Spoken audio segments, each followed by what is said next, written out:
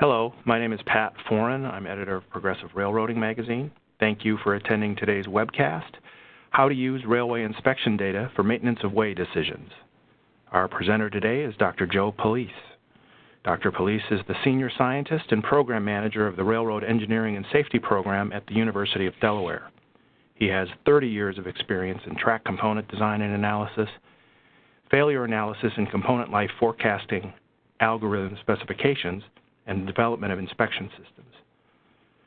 During his career, Dr. Police has focused on acquiring and utilizing large amounts of track component condition data for planning railway maintenance activities.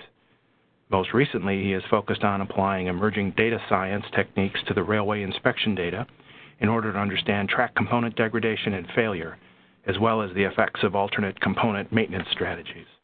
Dr. Police has a PhD in civil engineering from the University of Delaware, along with an MBA from Rowan University. He is a registered professional engineer in the state of New Jersey.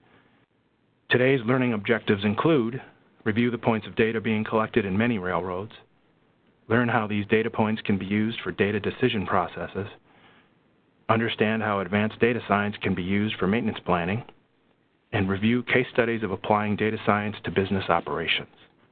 Before we get started, I'd like to go over a few details about today's event. Today's presentation will be followed by a live question and answer session. To submit questions, please use the Q&A panel on the right-hand side of your screen and send your questions to all panelists. Joe will answer as many questions as time permits.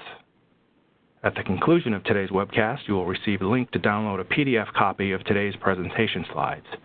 You also will receive a link to a brief online assessment. Upon successful completion of this assessment, you will receive your CEU certificate. An archived recording of this webcast will be available at progressiverailroading.com. And now, I'll turn it over to Joe. Good afternoon, everyone. Thank you for joining us today.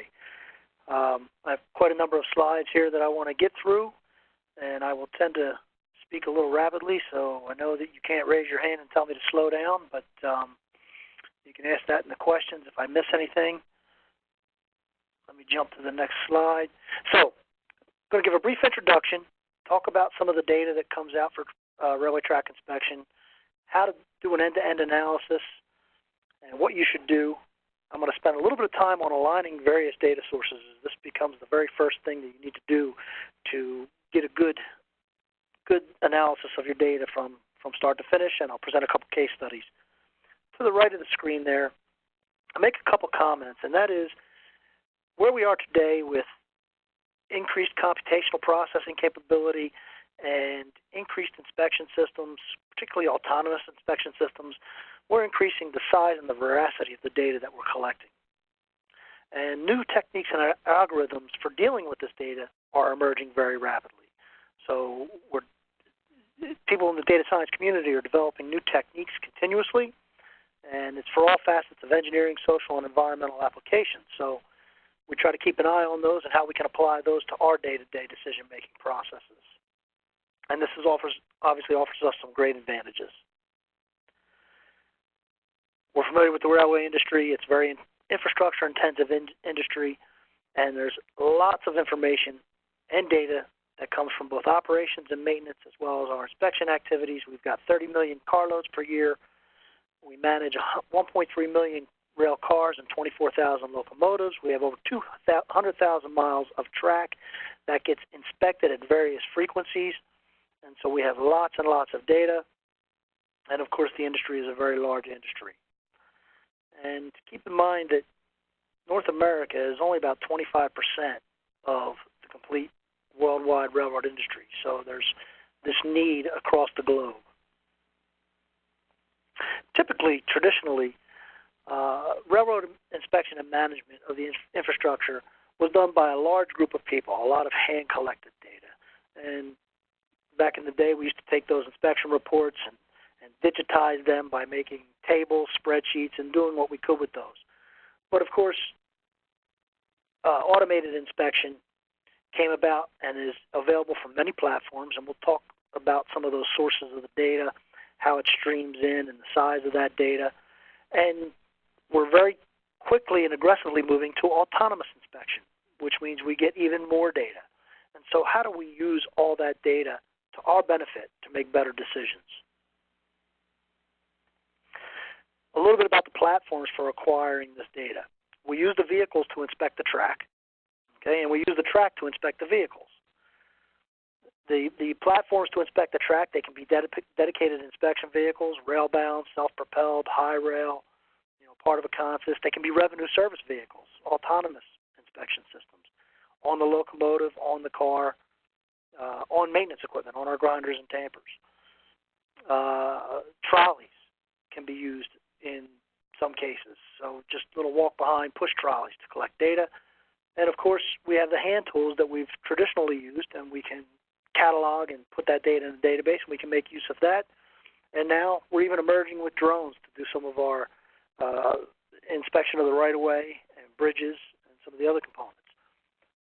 When we look at the vehicles, we have onboard systems for the locomotives and particularly on passenger trains to get continuous feed of accelerations and inertial movements and some other things. And even, I won't spend any time on this really today, but looking inside the vehicle itself, monitoring all of its associated hardware.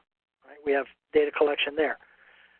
Probably all familiar with wayside inspection systems on the main line and in the depots, looking at wheels, trucks, cars, loads,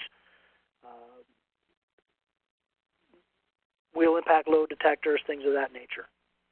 And when we consider this inspection data, we also need to consider what are our assets out there in track, okay? So what is the curvature? What is the grade? Super elevation? What is the asset component characteristics, size, metallurgy, all those factors that can go in. When was it last maintained or installed? And looking at the operational data, the speed, the weight of the train, the axle loads, the frequency of trains, million gross tons, etc.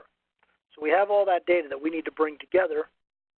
And just in the case of rail, looking at some sample platforms for the rail data that we inspect, we get data from the geometry car. Okay, the geometry car might run it once per year or once per month, so we have a frequency of data collection there. We have maintenance machinery, so if we're out grinding the rail, we're generally looking at the profile, maybe at the surface condition. So we have data when that maintenance is performed. We have pre-grind inspection vehicles or high rail vehicles that go out and collect data. Data from other inspection systems, such as the UT inspection vehicle, the ultrasonic car, or we're looking with handheld measurements. Could be profile. In this case, you see in the figure, we're looking at the batter in the joint. We can get corrugation measurement, all of those things. So that's just one aspect of one of the track components of where we can get our data sources. Looking overall at the track and the rolling stock, I'm not going to go through all of these, but we have attended and unattended systems, and we look at various components. So we can be looking at turnout components. We can be looking at rail profile to measure rail wear. We can look at lateral track strength. We can get acceleration measurements. We can actually look at the stiffness of the track structure. We can look in the ballast. We have all of these various data sources. So we need to consider which data sources we want to use based on our problem, and I'll talk a little bit about that. On the wayside part of things, we have wheel load impact detectors, lateral force detectors. So now these are instrumentation in the track measuring the performance of the vehicle. One of the things that I want to note is that inspection frequencies vary. So some is partially continuous, right, near continuous. If we're on an autonomous system, we're measuring all the time, and sometimes we won't get an inspection vehicle over a track but once a year or once every 2 years, depending on what the mandate is and what it is we're measuring. The other part, the important part, is that the acquisition rates vary. Some is time-based, some is distance-based. So we may get a track geometry measurement every foot. We may get a rail profile measurement every 15 feet. And so we have to be cognizant of that when we merge our data together. And some of these sample acquisition systems. Now this is for the rail data. So I showed you the platforms in one of the previous slides where these acquisition systems, we'll just refer to them for now as sensors, what they're attached to and where the data is coming from. So a rail profile measurement system might be on a geometry car, as well as on a grinder, as well as on a high rail vehicle. So we're getting profiles from multiple sources. And my last case study, I'll talk about how we merge those sources together. We can look at the surface condition, looking at microcracking using eddy current, high-speed video or machine line scan cameras to take images of the rail surface, looking internally using ultrasonics, looking at the rail surface using acceleration to get corrugation, and then, of course, the various components of the track layout from an inertial geometry measurement system. Now, this can be very, very large data, and it's also different types of data. Some cases we're getting numerical values. Some cases we're getting images. Some cases we're getting categorical classifications. So we need to look at techniques that can evaluate this data against one another. And some of that data comes from the asset information, the basic layout, the asset condition. Okay, that's our inspection data.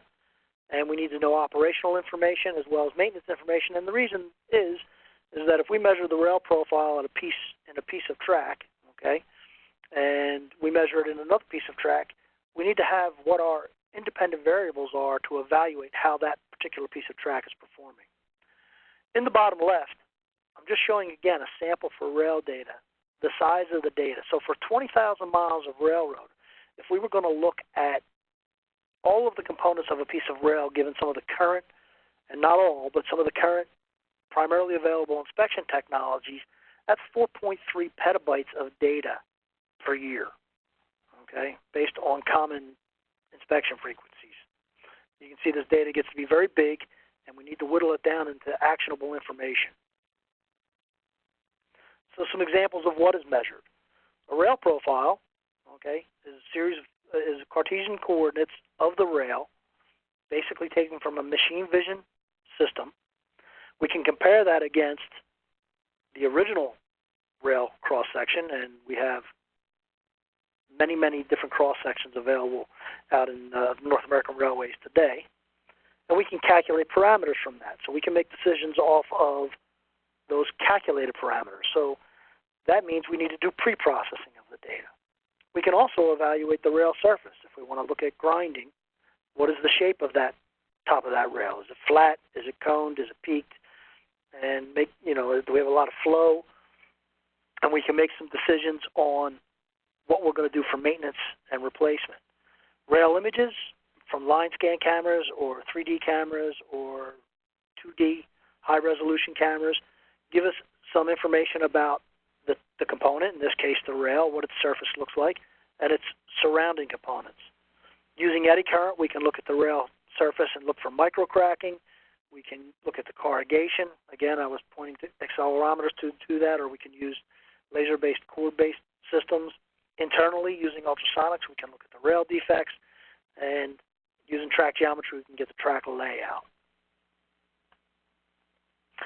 So what's the difference between traditional data analysis and big data? Okay, traditional data analysis, something that probably most of us are familiar with. Anybody that's done any type of statistical processing of the data knows how to do mean, standard deviation, and get a distribution, maybe do a little regression analysis. But it's basically taking the transaction-oriented data, take the historical data, look at what we've got by doing queries and making some decisions on those snapshots of data. When we get into big data, we get into machine learning, statistical processing. We're trying to get to the predictive analytics. And regression is the simplest form of machine learning, if you will, and simplest form of predictive analysis. But we can take that further. Not everything can be solved with a simple regression analysis. So we'll talk about a couple of those techniques here as we get further along. Most of us are familiar with track geometry inspection. And the simplest form of data analysis is, let me look at my foot-by-foot measurements, and anything that exceeds a limit, a predefined threshold, is an exception. It's actionable. Okay? That's reactive. You could set the thresholds for any reason. Fundamentally for track geometry, we do it based on FRA track class. And if we have an exceedance, we go out and fix it. Okay, that's reactive maintenance based on that. At the second level, which has been done for a long time and many of us have done, is let's look at sequential inspections and do some trend analysis, linear, nonlinear, whatever type of curve fitting we see. A lot of times we have to break that data down into segments, not just point locations, because of data alignment issues, what I'm going to talk about. And as we move forward and into today, the next level is using some more higher order processes to learn more about our data and use it to forecast forward. And we can combine this by combining various data sources and coming up with more larger and overall maintenance plans.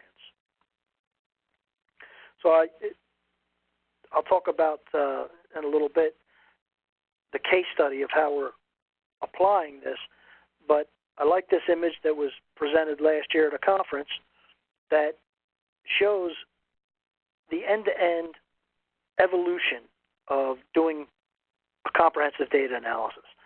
And this is what we do in our work is we need to identify a goal.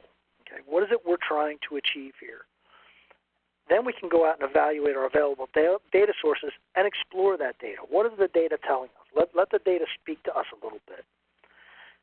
Then we need to select a modeling technique. And this is where it gets to be, a lot of data science is considered a black box, an art, a black art. But really, when it all comes down to it, we need to look at what the inputs are and what the outputs are. Do they make sense? And what are the techniques that we're going to apply? And there's lots of techniques out there. And obviously at a university, we develop techniques that suit our goals. And so we'll put the science and the mathematics behind it to develop new techniques. You develop a model. You validate that model based on what your data has shown you, what you've seen in the past. And then monitor it and refine it. Okay, and so it's continuous activity. One of the most important things that I teach the students here is exploratory data analysis. Again, I said let the data speak to you. Look at your data that's coming in. Explore it to see if it makes sense. Are there any outliers, right? And in true modeling attempt, there's no such thing as an outlier. It has to be explained by something. But in our business, and we've got lots of sources of data, there's issues, there's technical issues. So those outliers are often related to hardware issues, a calibration issue, if you will, or a sensor went out or a piece of a sensor went out, so you don't have good data.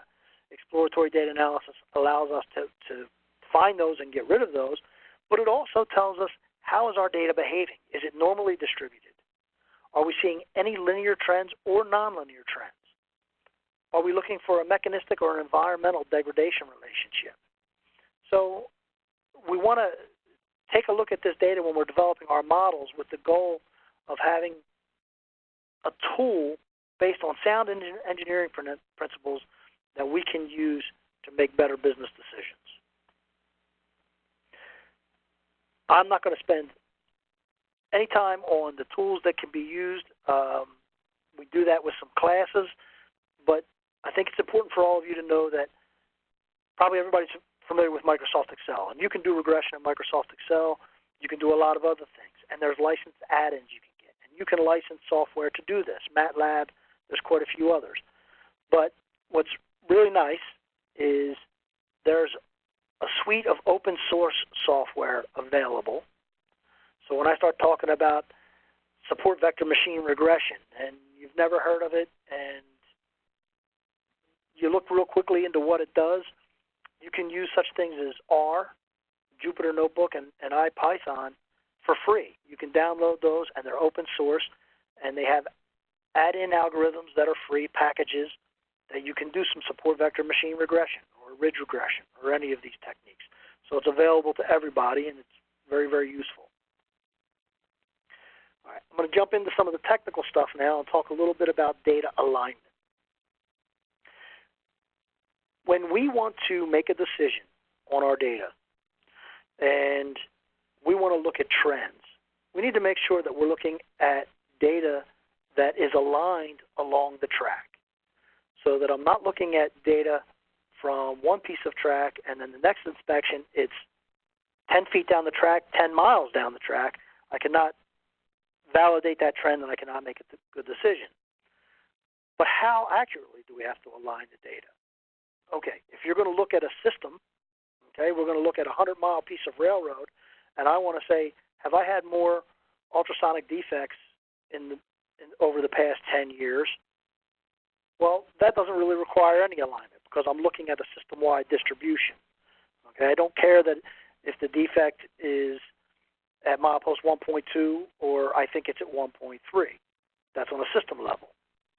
When I get down to a track segment, let's say a curve, okay, and I can pinpoint the ends of the curve and I can make some averages or other distribution analyses of the inspection data on that curve, and then I can compare those for those curves. That's a different level of alignment. But when I want to look at a point in track and I know that I'm measuring the geometry there, I'm measuring the tie condition there, I need to be able to align the data so that I get all the pieces of my data aligned right at that piece of track to make my decisions. And GPS does not necessarily give us that granularity of alignment. It's very good if we have GPS coordinates to get things within plus or minus a range depending on the quality of your GPS, but we can look at the data itself to help us align, to make alignments so that we can do analyses. And the techniques that I'm going to talk about briefly are cross-correlation, dynamic time warping, and I'm going to touch on interpolation for the application of these techniques. Most of the data streams will be longitudinally offset. Okay? So what is cross-correlation? Very, very simple statistical analysis. I throw the equation up there on the right-hand side of the screen. You can Google that and look how to apply it. It's useful for aligning longitudinal data streams. Okay, so track geometry is foot-by-foot data. Rail wear is calculated on some interval. If you're measuring the rail wear every 15 feet, then it's 15 foot, 15 foot, 15 foot data. Ballast and subgrade condition, when you're measuring that profile or ground penetrating radar, it's at some frequency going down the track. Any continuous stream, every tie, if we're looking at the condition of every tie. But what cross-correlation does, it's the least squares principle, and it determines the lag of one data series with respect to another. Now what's key here are there are two fundamental assumptions. The data streams have the same interval, meaning if I took a inspection of track geometry with one geometry car versus another geometry car, they use the same interval. Let's, for argument's sake, every 1 foot. And the intervals are evenly spaced. So like I said, it's every 1 foot. It's not 1 foot, 1.1 foot, 0.9 feet. It's every foot, and we have every sample. So if we want to employ cross-correlation analysis, the top left figure shows gauge as measured by a track geometry car. And if you're familiar with track geometry cars, you'll get on track and you'll give a starting milepost and you'll go down the track, and that starting milepost that you started at, you might be plus or minus several feet, okay? And you come back and you inspect it a year later and you're on that same track and you might be off a foot or two. If you're reacting to the exceptions in your track geometry, that's fine. You'll be off a foot or two. You'll go out on track, find it, and fix it. But if you want to look at how one inspection performed to another, you need to align it. So the bottom right-hand corner, what I did was I'm just blowing up that 1,000 feet to look at from 100 feet to 350 feet. Or I'm sorry, yeah, every measurement, so it's every foot. And what the eyeball obviously sees is those peaks. And you know that those peaks should be aligned, okay? So this is the gauge measurement as it was measured on track. And if I use cross-correlation to align those peaks, I see that the bottom plot, the bottom left, that is on the x-axis is my lag, and on the y-axis is my correlation coefficient. And hard to see the numbers, I know, and you'll get these slides. You can blow them up and take a look at them. But you see that peak at around 40-something. That means one measurement was offset by 40-some feet with respect to the other. That's where I get my best correlation because I expect very much the same data in subsequent inspections. And in fact, these were taken, hours apart, not years apart. But what's important to note is that with cross-correlation, you don't have to have exact match on the y-axis of any measurement. You're looking at that signature. So if you have some changes, if you have some degradation, that signature will eventually align with cross-correlation anyway. And so the top left figure shows the alignment of 3 subsequent inspections. The lag is produced by cross-correlation analysis. The data is shifted. We align it, and you can see the aligned difference. So when we're looking at gauge that's going from 142 to 148 centimeters, and I apologize for the metric units, but I pulled some of these figures from a paper that I put together and had to be in metric. And you look at the difference, that difference means, okay, most of it's right around less than 1/4 of a centimeter. There are some little gaps here, and that means you could have had a measurement that was not quite the same in the same exact spot. Maybe it was at a frog where we didn't get a good solid gauge measurement. That's okay because the majority of them are there, and we'll handle those other discrepancies further on down the data analysis. So that's one method of aligning data. And just as a side comment, you can use this to measure any like streams of data. But if you're interested in looking at cross-level, and cross-level has changed over time, you can align your data on the gauge channel because that has a very solid signature. No maintenance was done. It's not like it was surfaced and it's changed completely. You can align the gauge channels and then evaluate the surface channels or the alignment channels or the cross-level channels based on that alignment. Dynamic time warping. What is dynamic time warping? The previous assumption on cross-correlation, constant sampling interval, every sample. Anybody that's been out on a geometry car knows that you can get miscalibration of your encoder, right? All of the data is collected on a one-foot basis, but it's based on a rotational encoder on the wheel. You get a little bit of wheel wear, you get some wheel slip, and you won't have that constant nature in your data anymore, okay? One inspection to the next might be what we'll call stretched. One sample is stretched with respect to the other. So this allows us to align data for non-constant interval between sequential samples, and it determines a windowed lag. All right. Again, it's using a Euclidean distance minimization technique between peak features, and it results in a warping path. I'll leave the equation for you to review and look up if it becomes of interest to you. That's all associated at the right, but I'll show you the application of it. In this case, now I'm not looking at gauge data. I'm looking at track deflection data.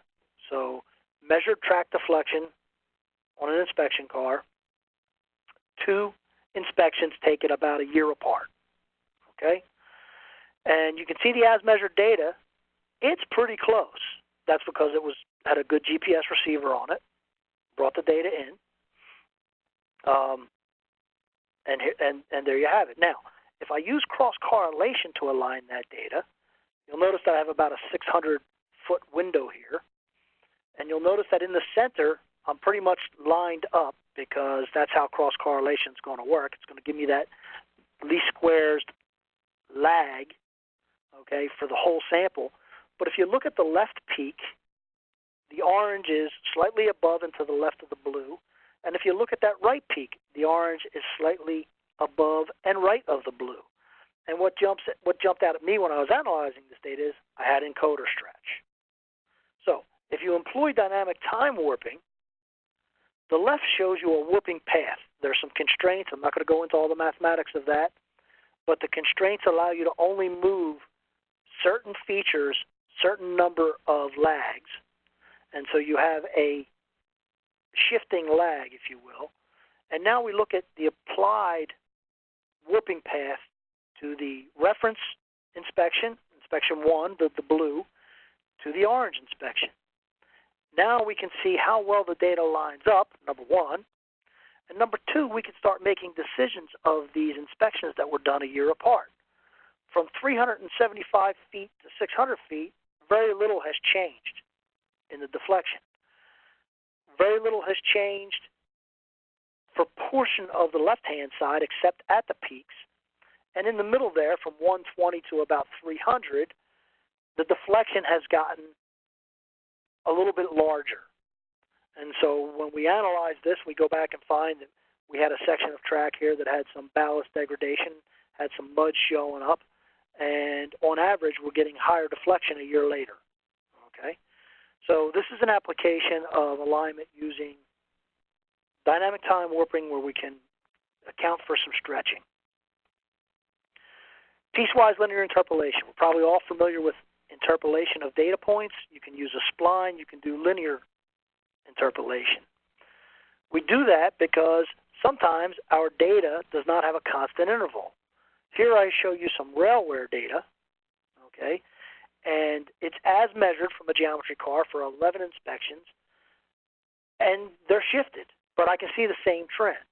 And so I can go use, in this case, cross-correlation and determine my lags, and when I determine my lags, all of my measurements lined up. I match the same trend. So what do you notice about the right-hand figure is they're lined up, but they're growing. Okay, we know the rail's going to wear over time, over that 6 years, but it's maintaining the same pattern.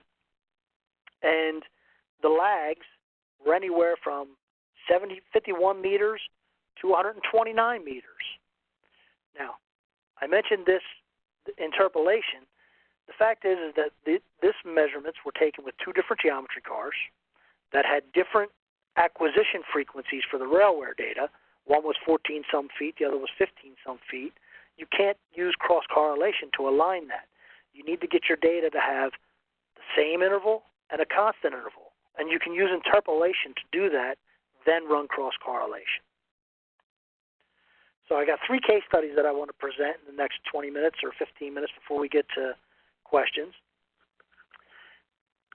I've talked a lot about these different data sources. There's lots of these case studies I could present. I just picked out a few of them to give you some introduction to some of the techniques. Sometimes we want to look at just the data, the degradation of the data itself, like I did with the rail wear there. Sometimes we want to compare different data streams. This case study is looking at track geometry data, which is coming from one measurement system, and subsurface condition that's coming from another system. So I've got a track geometry car that runs every month and is collecting my various track geometry parameters. I've got a GPR survey that was done once or twice that's measuring my ballast layer thickness, my ballast layer fouling index, moisture content. And I want to know, again, I said set your goal. The goal for this study specifically was how is track geometry degrading as a function of the subsurface condition. First thing we had to do, again, was align the data. We have lots and lots of track geometry measurements every month for a couple of years. You look at the left-hand plot. It's a Rorschach plot. I think it's a butterfly. But then you look at the right-hand plot when we align it, and we can start picking out features from that data. Ground-penetrating radar data. In the case here, we had an index. Okay, we had a color code. I'll draw your attention to 2 things on the left-hand plot that are important for this analysis. The green bars that are sort of just below the middle, that's the ballast fouling index at the left, center, and right-hand sides of the ballast profile of the track. And we did not have digital data available to us. All we had was this graph. So now, I mentioned before about numeric or categoric or index type data. Here I have an index. I know that my index for green is good and black is really, really bad, and I've got to assign some value to it. And so we went through the exercise of assigning those indices. And then the red and blue charts, the three charts that are above that, you can pick out the bluish line. That is your ballast interface. That's where the ballast subgrade is. And then ballast subballast, and then subballast subgrade. You can see those two distinct interfaces. So we can pick points off of there and get a ballast layer thickness. And then the blue and red is moisture content. Once we have that data, I said we want to do an exploratory data analysis. So we want to look at how is that data behaving. On the left-hand side, you can see some distributions based on about a mile of track that we were analyzing. And so the profile, here we're going to look at surface, profile or surface based on a 62-foot chord. I'm not going to explain what that is. Hopefully everybody knows what that is. But it's a track geometry measurement. If it's 0, it's perfect. Based on the track class, the higher it gets, the worse it is. It can be defined as a defect and require track maintenance, tamping. And so we see a skewed normal distribution there. We see for the ballast fouling index on the center of the track and the right-hand side of the track, that's a skewed, more peaked normal distribution. And then if we look at the ballast layer thickness on the right and center of the track, we see sort of a bimodal distribution. And we can look at those data in a different way by doing an additional what's called a box and whisker plot, where we can look at for each of those data subsets where the mean is, where the first and second quartiles are, and where all the data lies. That's the little whisker lines. Just tells us a little bit that we can look and say, okay, we've got a little distribution of profile or ballast fouling indices for the center and the right-hand track. You'll notice they don't go below, you don't have any whiskers down below the 0 line there because they're all positive numbers and they're pretty tight distributions. Just a different way of looking at the plotted distribution on the left-hand side. So here we're going to employ what's called logistic regression. So here's a technique that I'm going to introduce you to, and you may find other reasons to use it. It's used for lots of things, but it's a binary classification algorithm. In other words, on-off, 0, 1. And what it allows us to do based on our independent variables is give us a probability of a 1 occurring. Okay? There's the equation on the right-hand side of the legit model, and based on some independent variables, as many as we want, we calculate the weighting factors using a regression analysis, and the outcome is the probability of something occurring. So how did we apply logistic regression in this case? Well, we wanted to look at the effect of the subsurface condition on geometry. No defects in this track. You could use logistic regression to look at the probability of a defect occurring. So the defect is an on or off. But what we did was we said anything over 0.4 inches of right profile based on a 62-foot chord is considered a 1. Everything else is considered a 0. Why do we choose 0.4 inches? For this was a higher speed track, and that was defined as a maintenance action threshold. So anything that was measured as 0.4 or greater was set as a 1. Everything else was set as a 0. And then we had the measured values for the indices, for the ballast fouling index, for the right and center of the track, and the ballast layer thickness. And when we run that data through the logistic regression algorithm, we come up with the logistic regression equation, okay, which gives us a probability. I'll show you the output of that in a minute, but I draw your attention to the right-hand plot, okay, and that's the ROC curve. That's redundant. C stands for curve. And that gives us a measure of our true positive and false positive. If you had the upper left-hand corner, which would be x equals 0, y equals 1, that's an exact hit, okay? And so this is not a bad ROC curve. The further that curve pushes up and to the left, the better your model is. So what do we do with that data? Well, we can run that logistic regression model back on our input data. And so the top left plot is the y-axis is the probability of whatever we defined as occurring will occur, which is right profile greater than 0.4 inches, and on the right is ballast layer thickness. Okay, and so the probabilities, it's ballast fouling index. The probability is very low on clean ballast. The probability gets higher with dirty ballast, and it gets more scattered, right? So the bottom left, we're very confident that we know the answer. The bottom right, we have some distribution around that answer. And the two 3D plots that you see are more sensitivities on the ballast layer thickness versus the ballast fouling index. Ballast layer thickness is on the x-axis. The z-axis is ballast fouling index right, and the y-axis is probability. So as the thickness increases, the probability goes down. As the ballast gets more fouled, the probability goes up. So we're seeing trends that we would expect, but now we can actually use that to make decisions. How do we make those decisions? That graph on the right-hand side, we have ballast fouling index on the x-axis. On the y-axis, we have the ballast layer thickness, and then we have these bands of probability. So anything that has a probability of 0.6 or greater, which would be the yellow band and the blue triangle to the right, that may be where we want to start taking maintenance actions. So if we're measuring ballast fouling index and ballast layer thickness, and we get measurements that fall within those bands, we know we have a high probability of requiring a maintenance action. We can go in and perform maintenance. So that's just a graph where we can take the results of the model that we deployed and apply them for making decisions. Case study 2, track geometry and tie condition. So I looked at track geometry and subsurface condition. Now I want to look at the effects of track geometry defects on tie condition as measured. And so the tie condition is a visual and X-ray based measurement system. Track geometry is track geometry defects. The last analysis, we looked at track geometry measurements, not defects. Now we're going to look at track geometry defects occurring. And again, we have a numeric value for the tie condition, but it's a score. All right, it's a 1 to 5.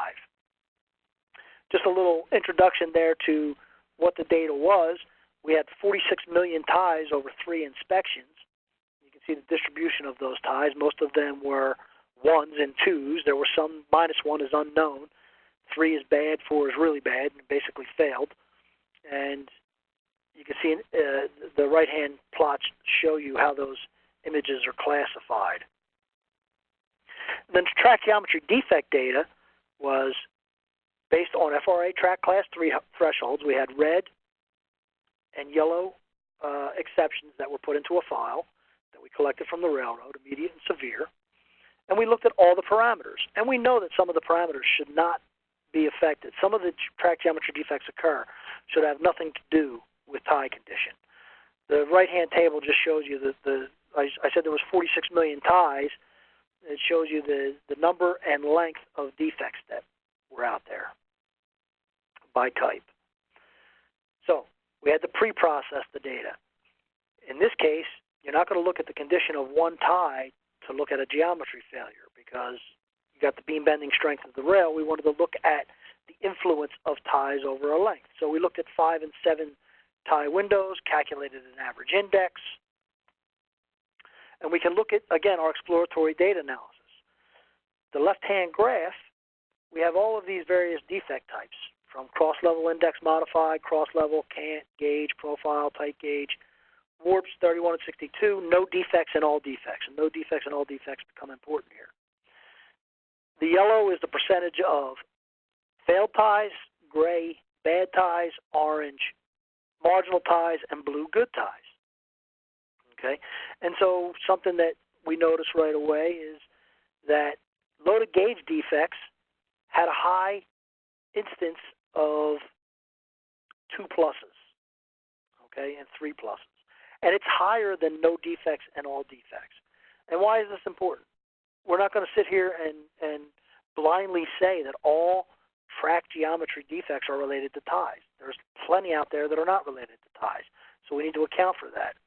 And so if we look at the distributions on the right, which is percentage of total ties by tie condition for that 5 or 7 tie window, okay, if we look at the no weighting or the squared weighting, the top graph shows, well, no defect and cross-level index modified distributions. They're very, very similar. If we weight the tie condition, you can see that the distribution for cross-level index modified shifts to the right from the no defect.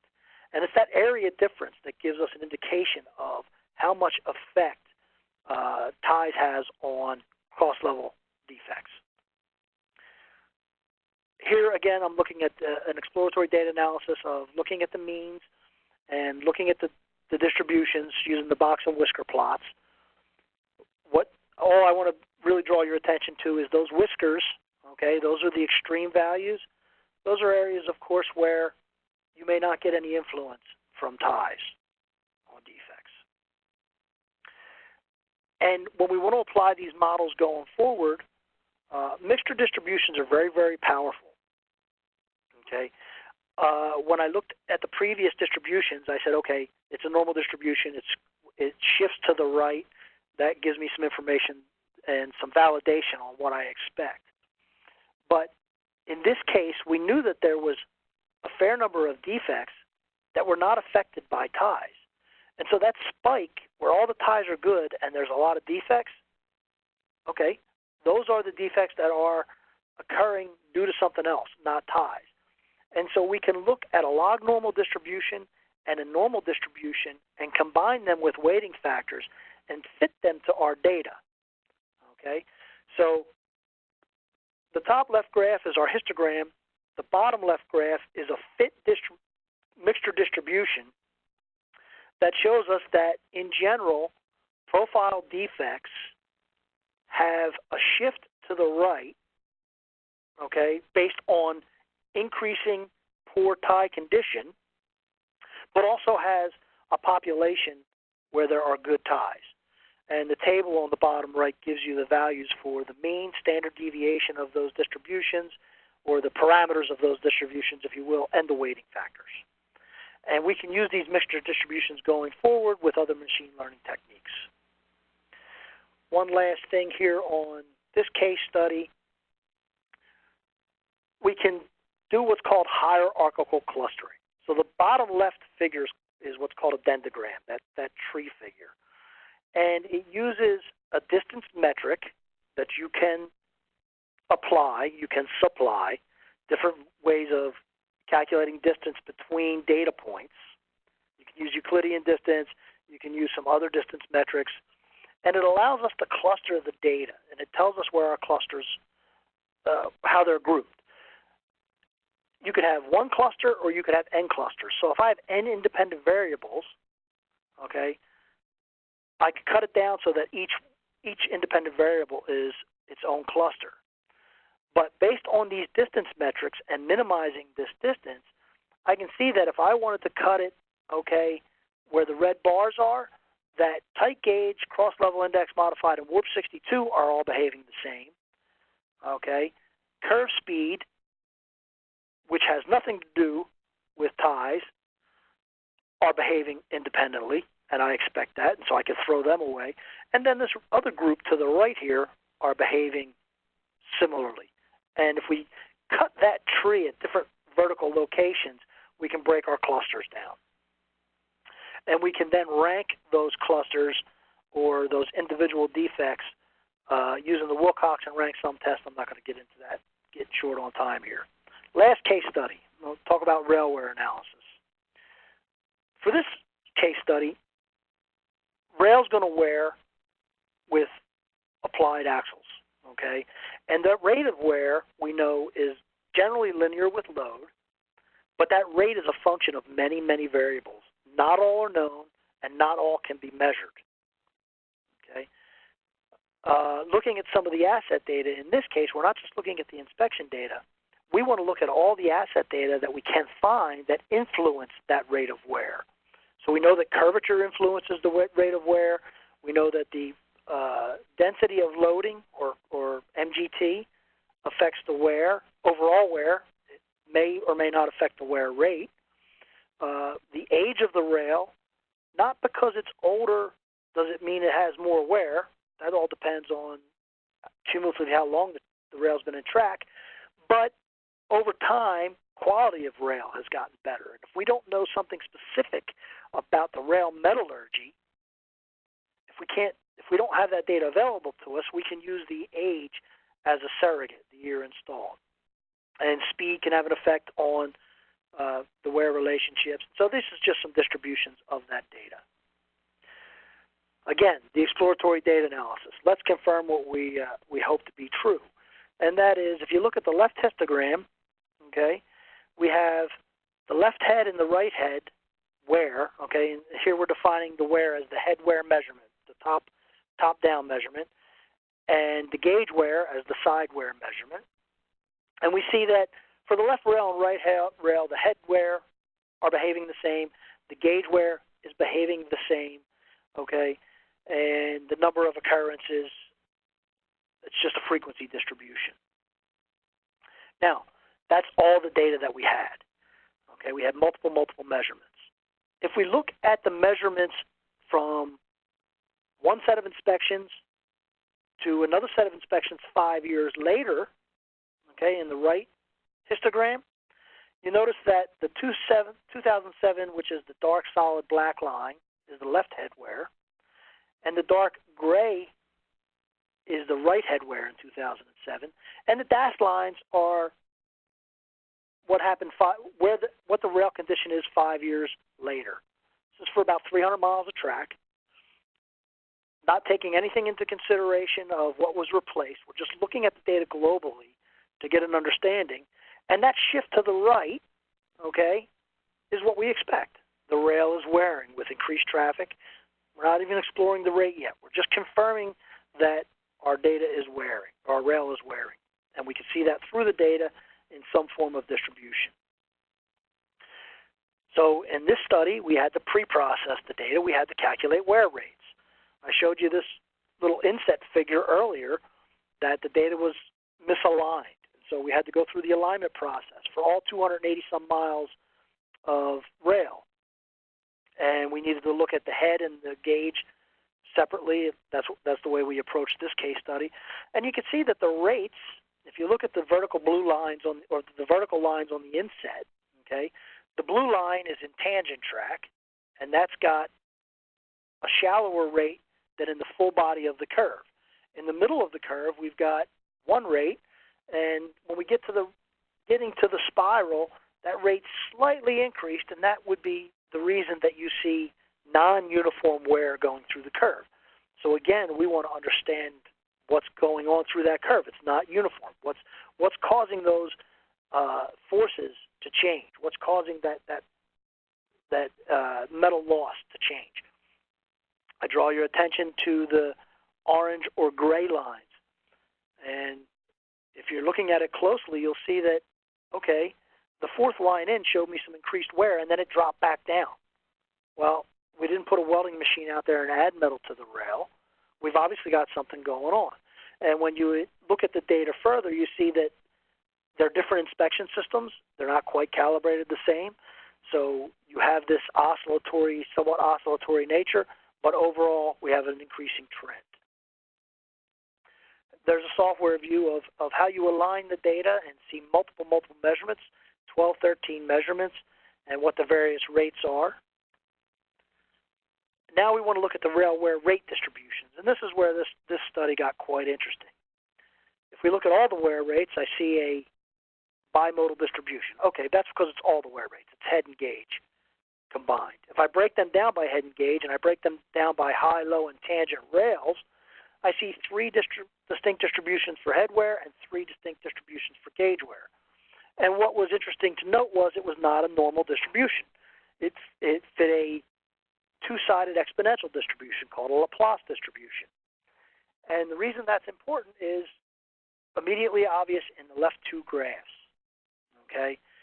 For the tangent head wear rates, the median which defines the Laplace distribution, and the mean, which defines a normal distribution, are right about the same. But the spread for a normal distribution is a little too wide. So if we're going to use that distribution to make a decision, it's not going to give us the best answer. But even more important on the gauge wear rates is the normal distribution is skewed to the right of the Laplace distribution. So the Laplace distribution gives us a little bit extra information. And I want to cut off here and real quickly. The exploratory data analysis, we can look at the rail wear rates and how they correlate to whatever independent variables we have. We don't see a lot of correlation. We can look at our distributions and our box and whisker plots. Tells us a little bit. Some things are increasing. Some things are behaving as we'd expect. Some things are not. Some things are counterintuitive.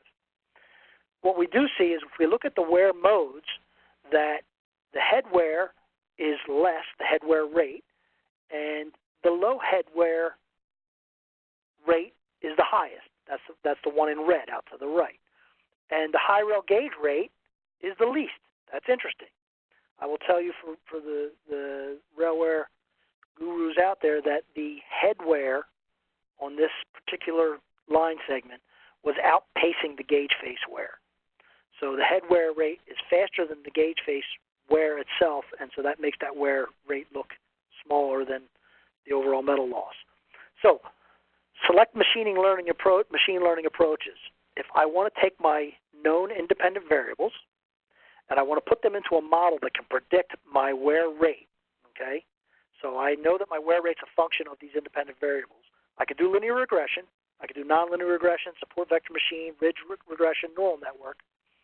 And what you see here is on the top left curve, the y-axis is the predicted rate, the x-axis is the actual rate, and if you have a good fit, you'd have a diagonal line, right, going from from the lower left corner to the upper right corner. Obviously, linear regression is missing some things. Here's the bottom figure is all the techniques put together, and the neural network approach gets us to the closest to the reality as far as prediction goes. But we wanted to take a stochastic approach. We know that we don't know all the variables, so we know that our answer is going to have some sort of distribution around it. And choosing mixture density networks allows us to use neural networks to output two values. And in this case, we put the Laplace distribution in, and we can get the mean and shape parameter for the Laplace distribution as output, and we can develop a model that predicts wear rates based on independent variables, but doesn't give us just the predicted rate. It gives us a measure of the variance around that rate that fits a Laplace distribution. The right-hand plots are some examples of that. And you can see that for the top left one is the only one I'm going to touch on, is as grade increases, the head wear rate increases. It increases with speed and drops off, and we can also see the shape factor distribution around the predicted value. So it's not just a constant. It's not just a constant standard deviation. We're actually getting a change in that shape factor for the Laplace distribution. When we apply that, what's important is that if we put it all together, if we analyze all our rail segments and we want to come up with our capital plan, we want to predict how much rail we're going to need, we can get a stochastic forecast that says, I think I'm going to need 40 miles in 25 years from now, but it could be as little as 32 and as much as 57 miles of rail, depending on how things shake out going into the future. So that gives us a little bit of probability entered into our forecast and allows us to plan for the future a little bit better. So in summary, there's lots of techniques out there. There's lots of data that's coming in. There's tools that are open source that you can use to attack your data. You need to choose the proper technique and make sure that the data is making physical sense to you. Very brief introduction. My contact information is here if you have any questions. I know we'll go through a little bit of a question and answer. And just a little plug for the university here. If this is a topic that interests you, there's a conference in December that is free to anybody that wants to attend, and there's a course on applying some of these techniques in real life. gives you some of the hands-on programming activities. And so, Pat, with that, I'll open it up to questions. I'm sorry I went a few minutes over. Thank you so much, Joe. A lot to unpack here, which is great. We'll start the Q&A segment of this session. Might not get all of the questions asked, but we'll do as much as we can here in the next couple minutes, and we'll certainly pass them along to Joe if we can't get to all of them. First question. You touched a little on ballast fouling in case study number 1. What methods are used to determine fouled track sections? So, okay, the ballast fouling index in this case study was supplied by the inspection contractor. My understanding is it was based on Selig's fouling index equation to come up with what that index was that we applied. Okay, thank you. Next question. Are there AAR recommended or other industry recommended criteria for rail defects, mainly for a 115-pound rail? I'm not sure I quite get the question. Can you, is that in the list so I can read it? Yeah, it was an early one. Again, AAR, wondering if there are AAR recommended criteria or other industry recommendations criteria-wise for rail defects, specifically regarding defects of a 115-pound rail. Whoever asked that question, if they want to give me a call, that's not really in the data science realm of things, but, I mean, there are obviously well-defined defects. I'm not sure if we're trying to look at classifying defects in a certain way, or if they're asking if certain classes of defects show up more predominantly in a 115-pound rail. Okay, well, perhaps there will be some follow-up there. Next question. Is performance-based standards going to replace pass or fail?